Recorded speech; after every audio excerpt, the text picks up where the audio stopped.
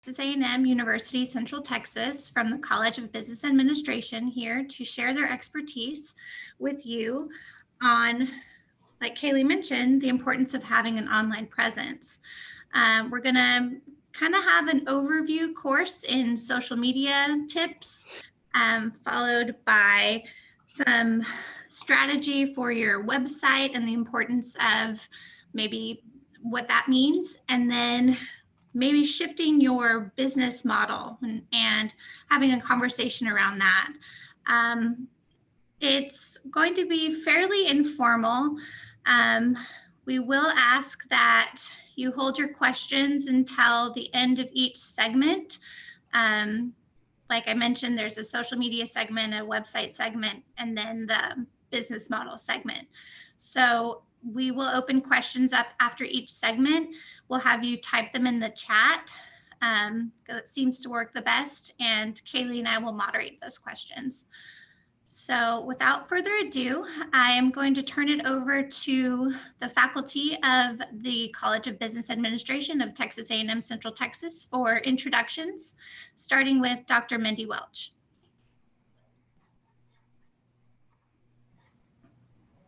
Hi, I'm Mindy Welch, and I teach marketing, primarily marketing through social media. And so welcome, glad to have you here. I'm Brad Almond. I'm the chair of the Management and Marketing Department. I'm not going to say much this morning, but I just wanted to say hello.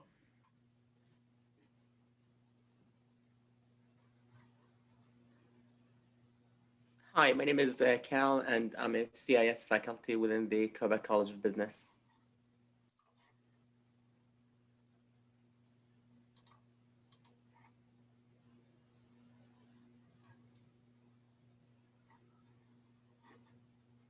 Sujung, Layla, do you want to say hello? Hi, I'm Sujung. I do business strategy at Texas A&M Central Texas. I'll be working with Layla in providing you with that area. Hi, I'm Leila Arujeva, and I do international management strategy and business ethics, and I'm glad to see you here. Anita Chinamaneni, I'm the department chair for computer information systems. We also have online with us, or on the phone with us, Dr. Faiza Koja, who is the Dean of the College of Business Administration. So I'm going to share my screen right now, and Dr. Mindy Welch will take it from the top.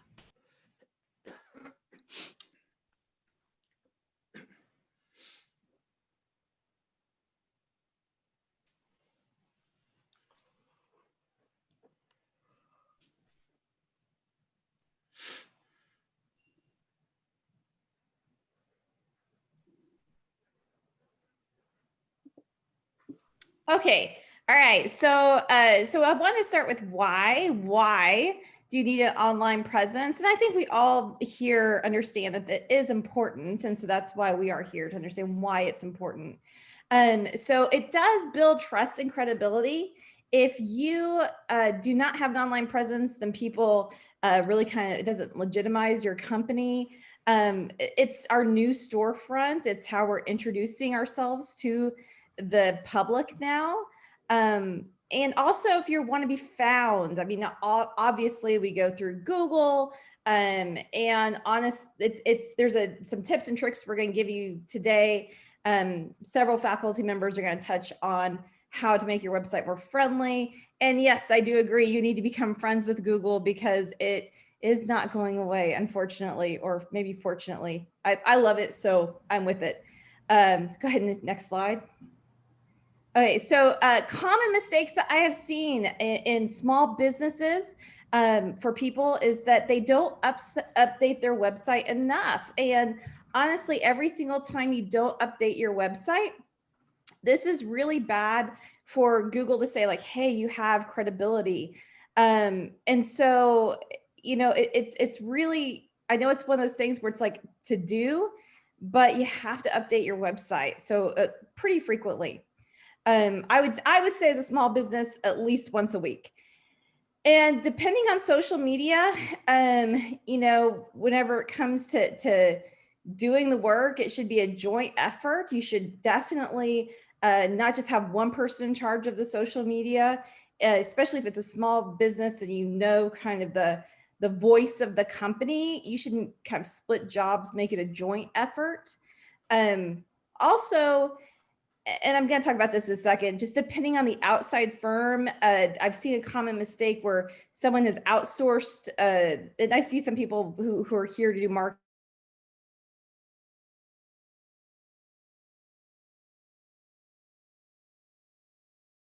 That is a huge mistake. And of course, not using the Google My Business platform. That's what's called, Google My Business. So that's one of the things I'm going to talk about as well. So how to make it more manageable. So you're like, oh, Mindy, I don't want to update my website once a week.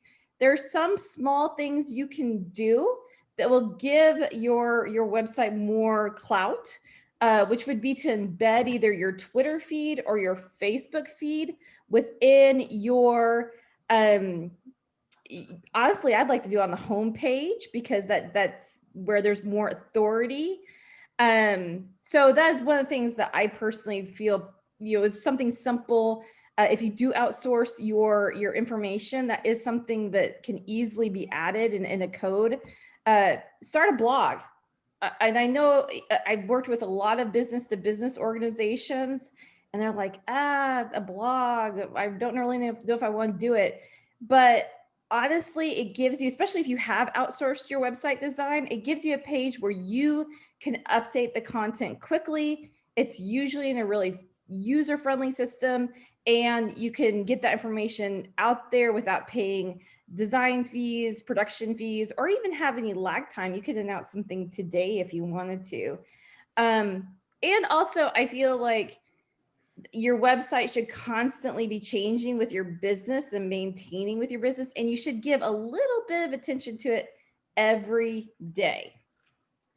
Go to the next slide.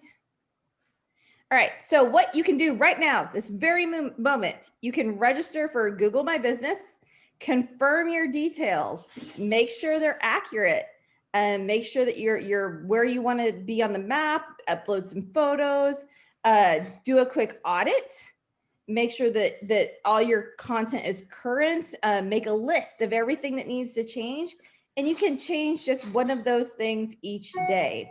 And then, of course, understanding that there are some limitations. Don't get so overwhelmed that you're like, I just give up. And sometimes you might need to seek the help of a professional, or just take one step at a time. So yes, so yeah, if you have any questions, feel free to ask. Are we going to do that now, or are we going to wait to the end? I think you said you segment. Yeah, let's go ahead. And if you have any questions about what Dr. Welch just covered, if you wouldn't mind typing them into the chat. I have one question just off the top of my head. So I'm a small business and I've never engaged with the Google platform. How do I set up my Google My Business profile? What's that first step? First step, just go to the website, log in, register. They'll verify your details, but more importantly, they're going to send you a postcard because they don't want people who it's not their business to make edits on your behalf. So you have to actually have a postcard sent to the physical location that you're registering. Once that's sent to you, it'll have a code on it. You can log in with that code, and then that kind of gives you the admin access. So then you can sit and change information, make information. Sometimes with companies like Whitney, you said you just got promoted into this position. You might have to go in and either find the login that the person used prior, or you might have to go kind of re-register for it. So, and let them know that you're changing hands from one person to another. Sometimes that happens when you sell a business too. And it's just a little bit more, a longer of a form, but easy to do.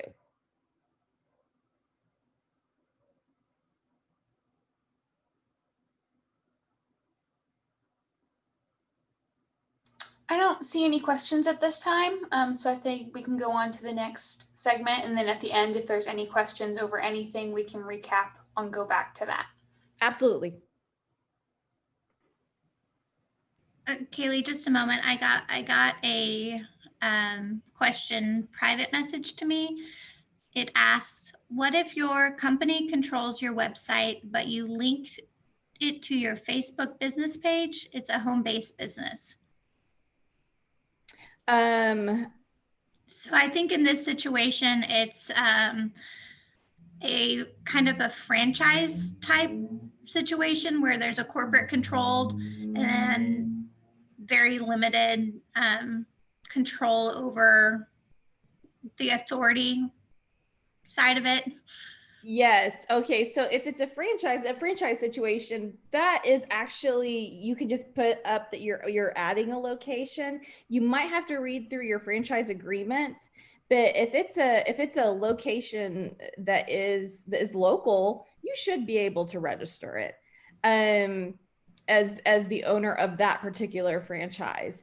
Now, they might have, like, when you go into the Google My Business, you might have some issues with it might be limited by the franchise company, honestly. Sometimes they have some forethought to do that, but you'll still be able to update pictures of your location, some updates. And of course, if you have it linked through your Facebook, make sure you're utilizing, all of the platforms have Facebook for business, Twitter for business. Make sure you're using all of those. But I always like to tell everyone to start with Google My Business first. That's always like the great.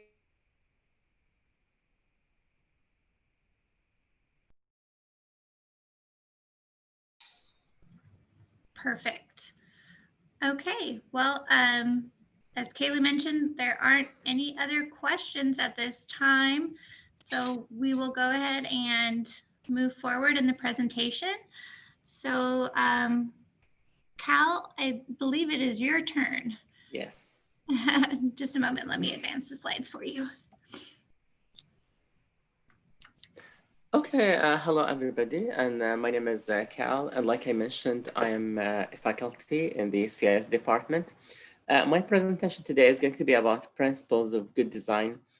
When we talk about the design, the first thing that we need to think about is the usability, and the usability is something that we define it as, it's a way to measure how a certain user can use a particular product for a particular task. Now, to do this, we need to understand how users think. And what I always tell my students when I teach these courses is that put yourself, if you are having a business, put yourself in the shoes of, you are a business owner, put yourself in the shoes of a user.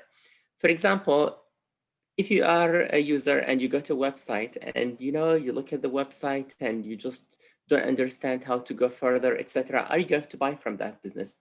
The answer is no. You can just go to another website. I mean, there are lots of businesses out there. So if you're a business owner, you need to think in the same way. I mean, if users cannot navigate your webpage, if it's not easy to use, etc., that means users are not going to consider it. It just makes sense. Now, users look at different things. So the first thing is that we need to understand how users think of a website. And there are some guidelines. The first thing is that the users do appreciate the quality and the credibility of the website and what's there and the content of the website. So if the users are going to go to the websites and they're not going to find anything over there or anything that they like, they might just leave and go to another website. So this is very important to consider. The other thing is that users are not going to read the information. Users scan the information.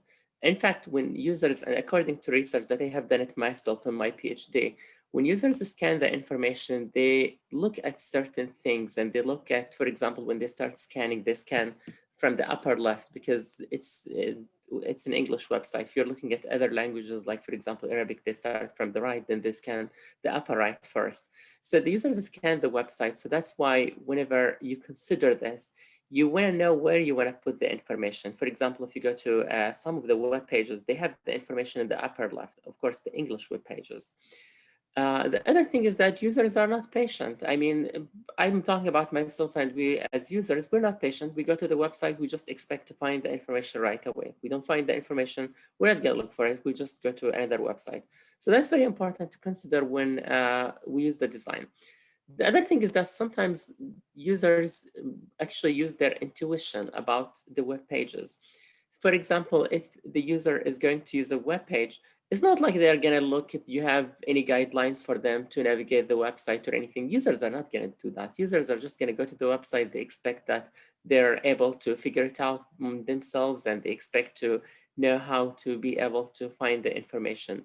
And in fact, there are certain things that catch the user's attention, like, for example, sometimes certain colors, sometimes certain design elements, etc. And like I said, there is a whole line of research on these directions. I'm not going to touch that, but this is just talking about this in general. Can you go to the next slide, please?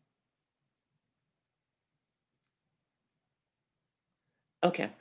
Now, in order to have some principles of good design, actually there are many of them, but I just listed 2 of them here because of the shortage of time. So the first thing is that you do want to make the users think. So if you look at this page here, okay, you see here, if you look at that, it's self-explanatory. See, this can be an example of a good design. You see here, this is the company. You see here, these are the names at the top, so users can choose where they want to go. If they have something important or something, they might list it here. Okay, and this one here talks about the company in general. So you look at this design here, it's very simple. Users don't think about, users can just understand it. The other thing is that you want to focus the attention of the users. So if you look at this one here, at this design, you see how the users you are going to grab their attention. So the first thing, I mean, think about this. I want you guys to look at this for a few seconds. If you look at this one, you are going to see this part in big, but at the same time, you are going to see there is something here in the green color. So that is something that can drag the attention of the user. And also, can you go back? Yeah, and also if you look at this green area here, you see the frame around the text here. Actually, according to research, these items here can catch the attention of the user, and sometimes users overjudge them just because there is a color and there are some frames behind them. So these do affect and influence the user. The other thing is that users are going to look that there is some text here. They're going to look at the headers. They're going to see if there is something that they're going to like. So let's say you have a business and you have a new product, etc., and you have the information there. That's going to catch the attention, bring the attention of the user instead of just having it somewhere else where users don't have it, don't look for it, etc. So that's important. And in fact, there are many other principles of good design, but like I said, due to the shortage of time, I just wanted to talk about these 2.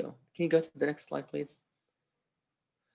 Okay, now there is something else, which is the mobile app usability best practices. And if you guys think nowadays, we are all using mobile apps. I mean, it's very famous to use mobile apps. And if you think 20 years back, they were not as famous as today.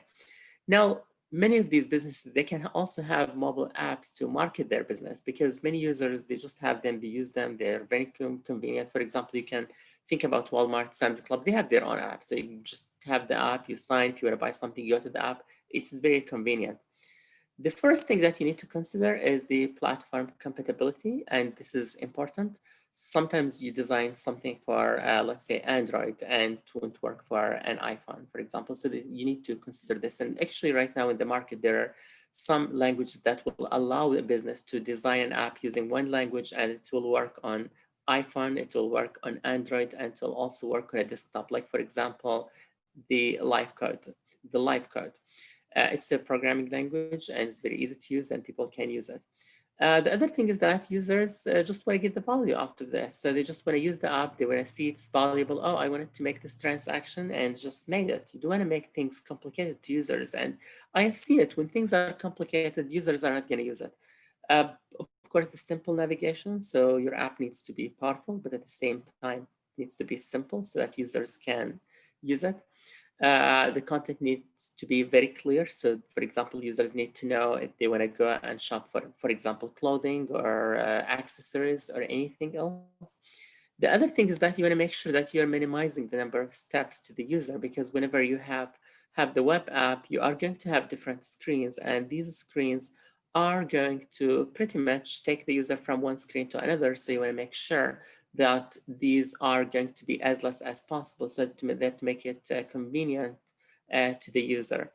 Also, you want to make sure that you are reducing the scrolling so users don't keep scrolling and scrolling. And of course, this is going to be part of the design. And according to research, users don't like to have scrolling. The other thing is that sometimes in your businesses, you are going to have videos. And of course, if you have videos, sometimes users, they want to make their smartphone as a landscape because they can view the video better. And if you don't have that feature, and sometimes you might not have that feature if you don't include in your design, that can be a problem. Users might not like this. And here's the thing, sometimes it's all about users and their psychology. They like an app, they like the business, etc. They're going to consider it. They don't like it, they're just going to move away to something else. Can you go to the next slide?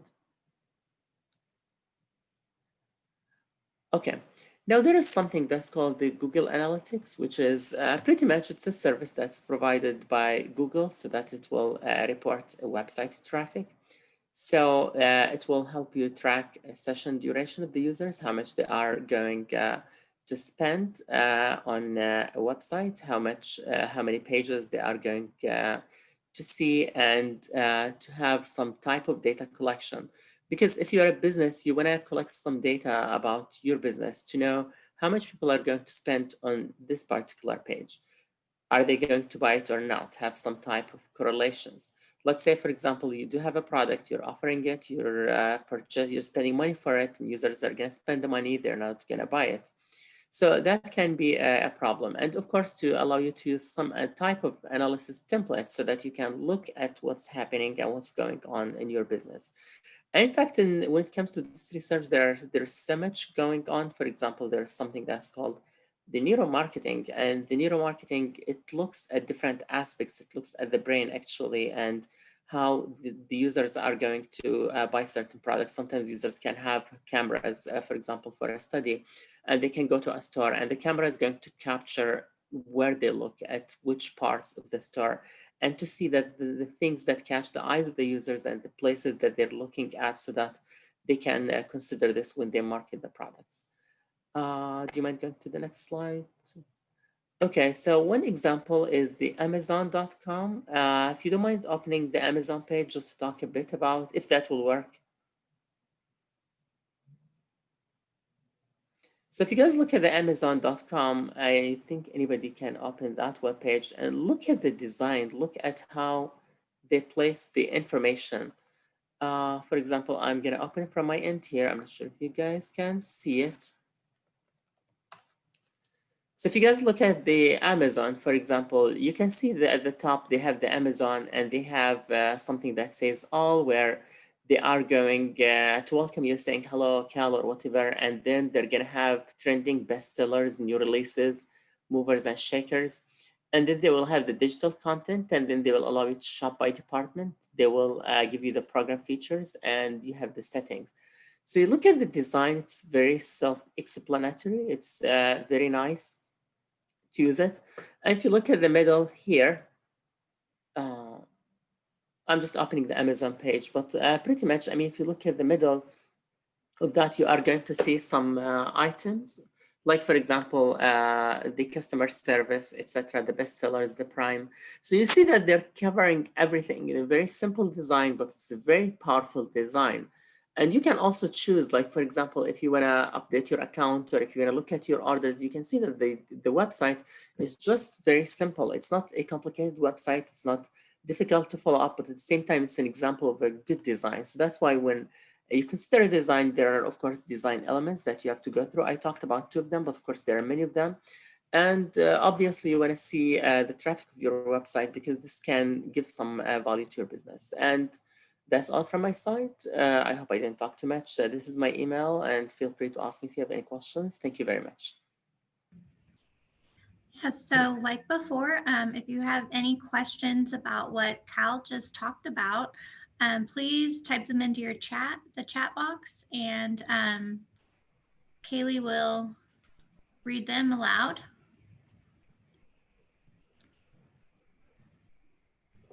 We'll give it a few moments.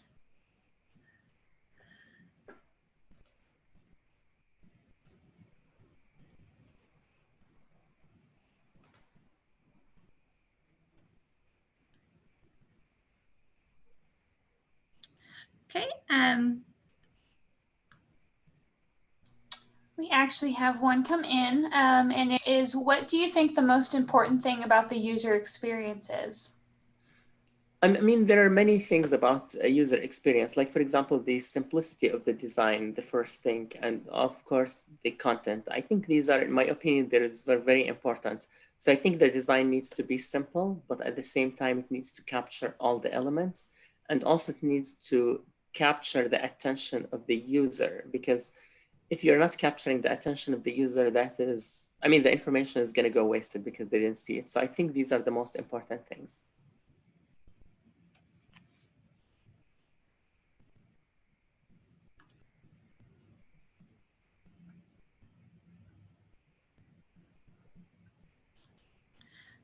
Okay, well, it seems to be the only question we had. We have a quiet group this morning. So now we'll turn it over to Layla and Sojung for their presentation on business models.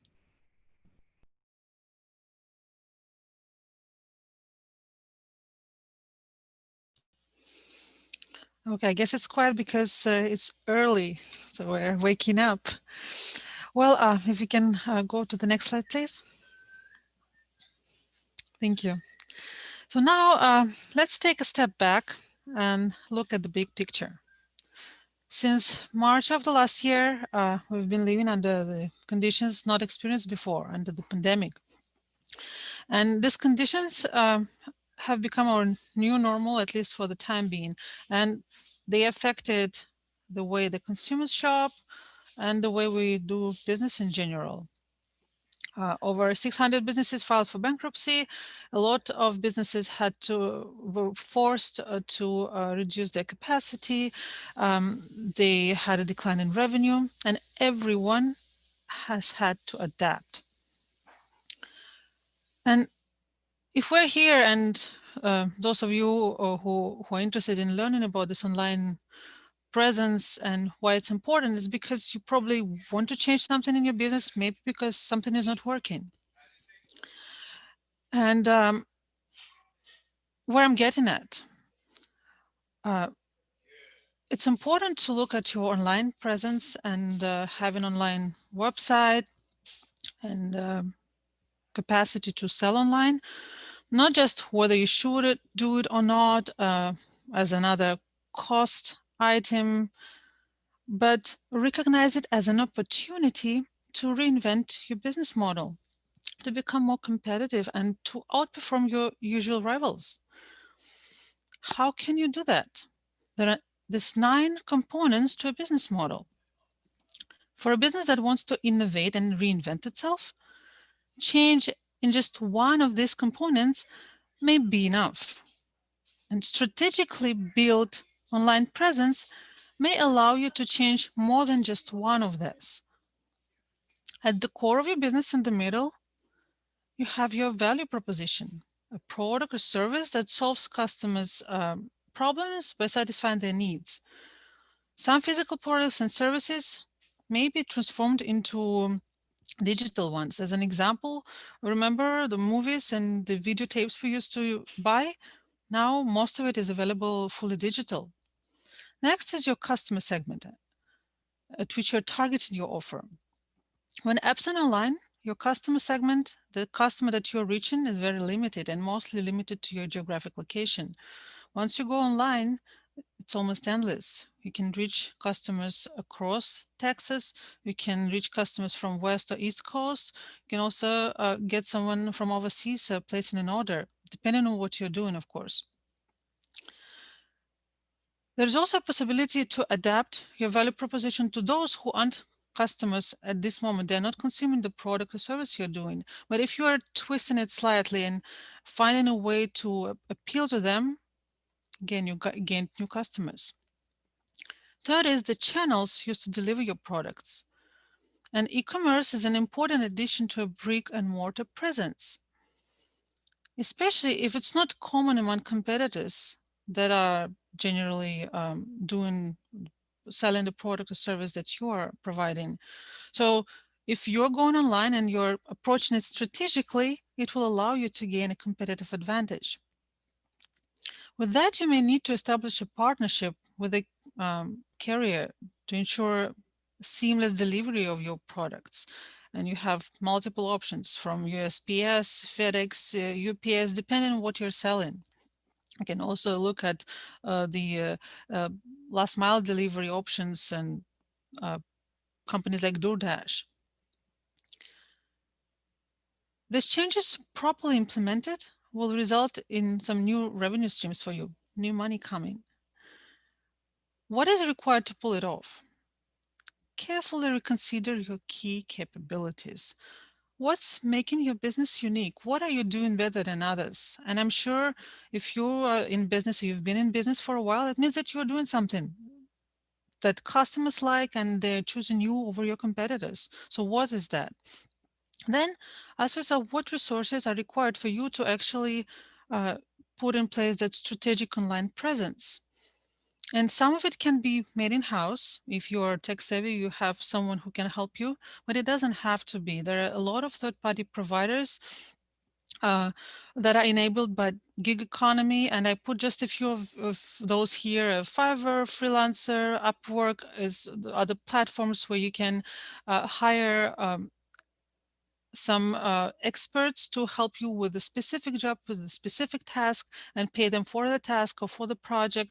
You also have these other platforms like Salesforce or PayPal that are used to enable you, to help you with your sales, to manage your orders, or to manage your online payments. At the end, online presence will also allow you to maintain customer relationships and provide quick response to customer inquiries, quick response to any quote inquiries, and your customers will never have to wait and just go to your competitor. Your cost structure may evolve with that, but there are many ways in which online presence, including marketing, sales, and payments, will help you increase efficiencies that will benefit your bottom line. And that's all I have for you today. You can go to the next slide with questions. Yeah, again, if you have questions about what Layla just covered, please type them into the chat.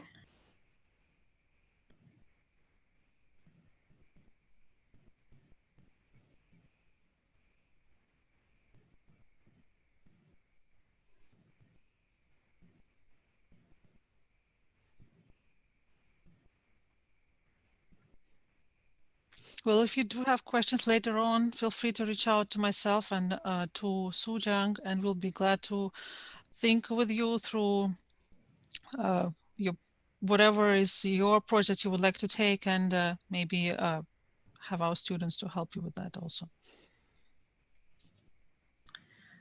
Thank you so much. So to the participants, Kaylee or I will email the contact information for the presenters today, along with some tips on social media, as well as these slides for your reference.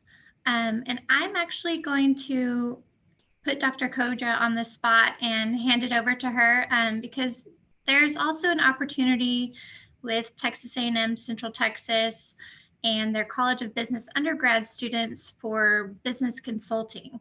So I would like her to talk about that. Let me stop my share and pass it over to her. Thank you, Whitney. I appreciate all the faculty and all the businesses, and of course, my two chairs that are here early in the morning presenting. I was just driving on the way. I have a long drive, so I just said, let me get to my office. But I do appreciate everyone's and this opportunity, and of course, the Chamber giving us this opportunity to speak to businesses. This is the first of many that of the webinars that we will be hopefully participating with the Chambers with. So having said that, it's important for our students and it's important for businesses to get connected to the students, because the students in the classes, like in the strategy class or the marketing class or in the web design class, they kind of do really good work. The faculty work with them and they facilitate projects. Some of them, some of these projects are in-class projects, but getting them connected to the community, to the businesses, we think that it's essential. The students come from the community and we want them to give back to the community and doing consulting project, be it on social media, be it on online presence, be it on web design, be it on rethinking or reimagining your business model. Students would definitely benefit, and you would benefit as a business as well, because I understand the limitation and the constraints of small businesses, right? You're so much in the operational side of it on the day-to-day that you may not get the opportunity to do what is really recommended to make your business grow.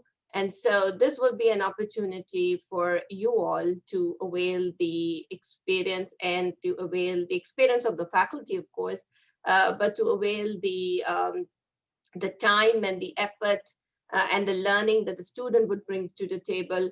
These students are learning what we probably haven't even heard of. And so this would be a great kind of a connection and a bridge that we wanted to build with the businesses. So I'm hopeful that this presentation has been useful to you all this morning. And if you have any questions, direct questions, you can of course email the faculty. But I would say that if you're interested in students coming in, consulting with you on different projects, then faculty would also welcome that. So thank you.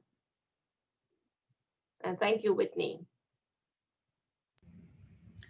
Well, thank you everyone for joining us this morning. As I'm going to echo the sentiment, I hope that this information was valuable, and please stay tuned to your email for the slides, contact information, and a brief survey. Have a wonderful Thursday, and hopefully we'll see each other in person soon this year. Bye-bye. Bye-bye. Thank you. Have a nice day, everyone.